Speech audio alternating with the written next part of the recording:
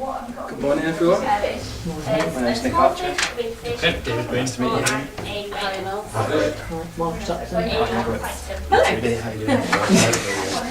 So my name's Nick Archer. I'm fast approaching 30 years old, and about 3 or 4 years ago, I returned back from a year's travelling, where I was able to see the multitude of problems facing the world's oceans firsthand, and it inspired me to sort of change direction of my career.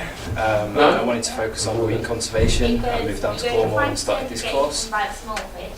Since doing that, the debate regarding overfishing has become prominent in mainstream society, probably as prominent as it's ever been. And I guess that's to do with things like Hugh's fish fight and celebrity shout and stuff like that. So what I really want to look at overall in my project is investigating local cod and haddock stocks, the sustainability of them, and also the supply chain from fishermen to local industry.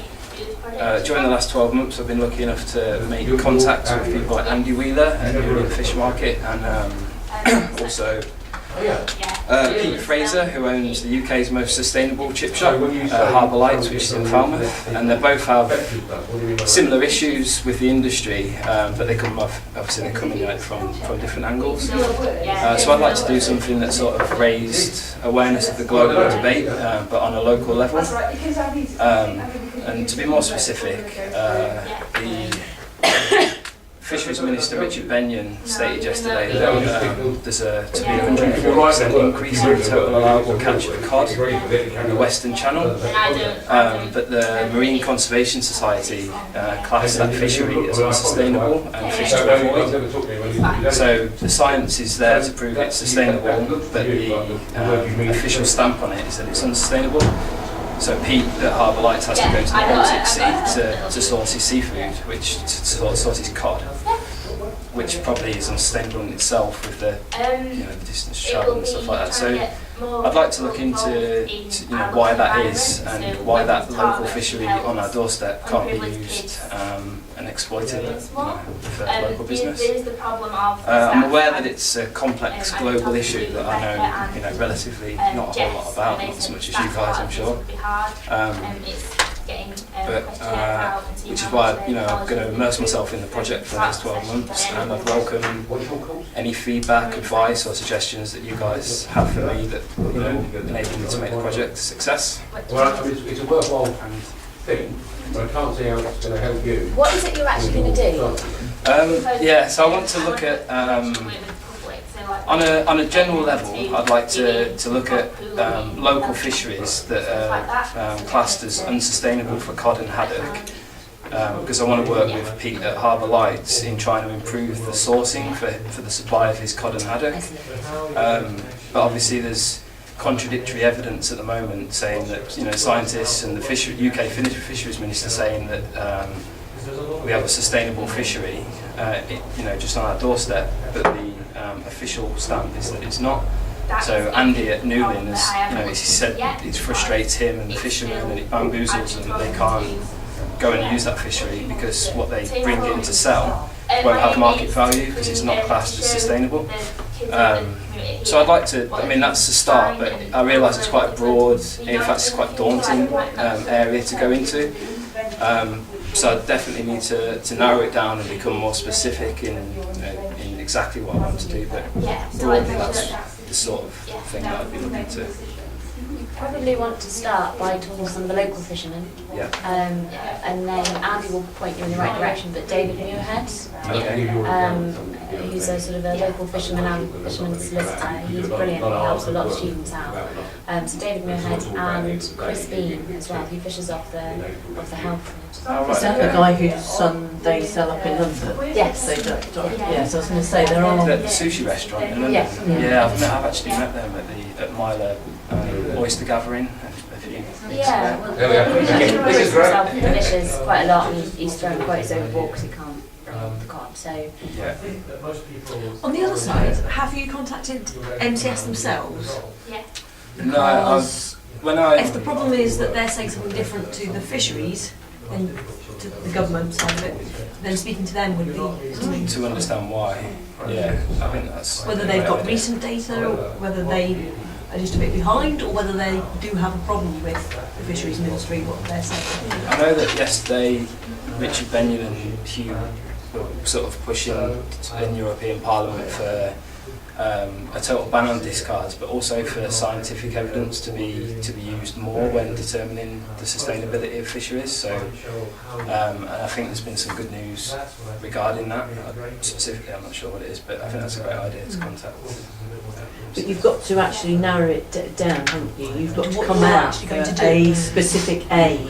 You know, what, you know, if this was the one-page summary of it, Yeah. you because at the moment it's just much too broad, isn't Yeah, it? it sounds like something you could write a book about rather Yes. than do a research project. Yeah. Yeah, So I you've mean, got to it's- say, it's is- quite, Are you going to focus on like the guy at Harbour Lights issue and keep it completely localised like that, or are you going to do a comparison like, I mean, in Iceland they have sustainable cod stocks, don't they? They see fish, they went and sustained fish. Is it possible to compare what happened? I mean, I know that's probably, you would only have to be able to do that by literature survey, but you know, can you compare that with what happens here and why they have it sustainable and why it's considered unsustainable here?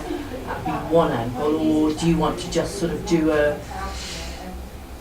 kind of what are the issues for someone like, Yeah, 'cause like you know, and a sort of a story trail? yeah, I think it's more the local. I'd like to have the local emphasis on it, definitely. Right. I think Pete has won his most sustainable fish and chip shop award, as is the case throughout the industry, for choosing the most sustainable stock, which is classed as I think it's the Eastern Baltic Sea, is the most sustainable in Europe. And that's when we've got potentially one on our doorstep. He'd love to use that, but he obviously knows at the moment he'll lose his classification, I guess, if he was to If he choose that. doesn't. Yeah, so, and the fishermen, they know that if they fish there and bring cod in from there, there's no marketable value on it. So specifically, I'd like to investigate that situation and try and work out why, but I don't know how simple or complex that might turn out to be, so I obviously need to... I definitely am aware that I need to do more research into it and find a specific title. So, Sorry. It'll just be interesting to find out what all the decision making is Yeah. actually based upon, because policy comes out with one thing, Yeah. and then you're getting evidence from multiple different sources that it is sustainable and isn't sustainable. Some fish and chip shops in the UK will not sell cod because it's deemed to be unsustainable generally. That's certainly true in Europe. Stop selling cod, you can't get cod. Right, In okay. other places you can, and here you can obviously Harbour Lights does cod. So, but what are the reasons for claiming it's sustainable or unsustainable? Because you look at scientific reports, and now there's quite a lot of thinking that some of the science wasn't right and some of the fisheries management wasn't right. It's actually the scientific management that's been the cause of the unsustainability.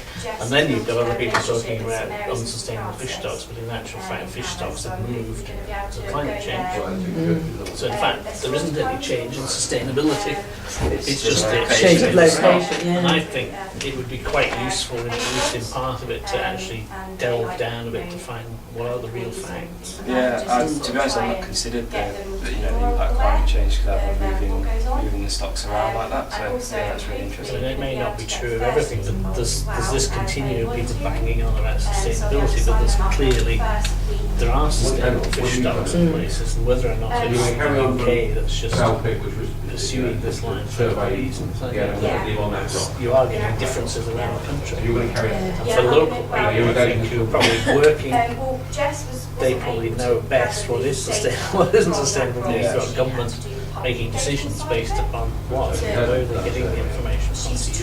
Yeah, I mean that point definitely comes across from Andy Wheeler, that he's frustrated and like confused with where the information's coming from and why they're being told one thing when by scientists and even by the government when things do move. I mean, that's part of it. I mean, historically, Aberdeen and Fraser all had sort of the herring stocks and so on, and then it stopped. And it wasn't so much overfishing; it was the fact that they changed their cycle where they came to, so you move on to something else. But is that really the case here? Or? And also, is it a fact that they've recovered because the fishing has been banned? But if you like have limited fishing of like more sustainable, like Crispine, you know, they perhaps would be sustainable as opposed to having like a well-managed stock. Yes, well, is a well-managed stock sustainable? Yeah. And everybody in the local area cooperates. I think you've got to be careful to these sort of, you look at all the politics of some of the organisations like the Marine Conservation Society, they're not without their own agenda. What they say is not necessarily it can be carefully managed to suit their own ends. They're not unbiased, you see. Yeah. I think that's the danger you tend to get. And there is another organisation, the Sustainable Fish, and the fish and chip shop that I go to in Aberdeen actually has the leaflet. It's not the Marine Conservation Society, it's more to do with encouraging fish shops to, fish and chip shops to support sustainable ones. They produce a big leaflet for it, and actually, I don't know whether it's true here.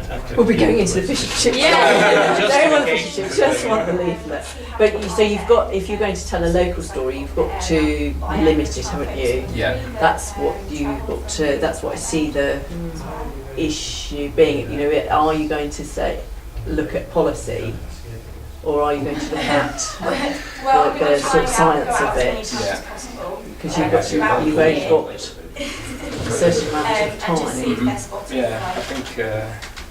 Well, you've definitely given me a lot to think about in terms of how I can narrow it down. I was already aware that it was. I find it a really interesting subject, something easy to be passionate about, but so complex that I do need to sort of tune it down to something manageable for the.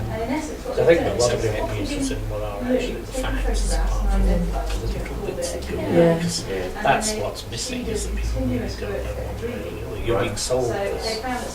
But then for people, it's the livelihood is based upon that being sold. The fact you can't fish certain fish is not a great solution to your livelihood. But what's it based upon? And policymakers are notorious for ignoring science or embracing the science that they want us to see. And if you could get a sort of an unbiased view of it, people could actually see what is provided with some different sources.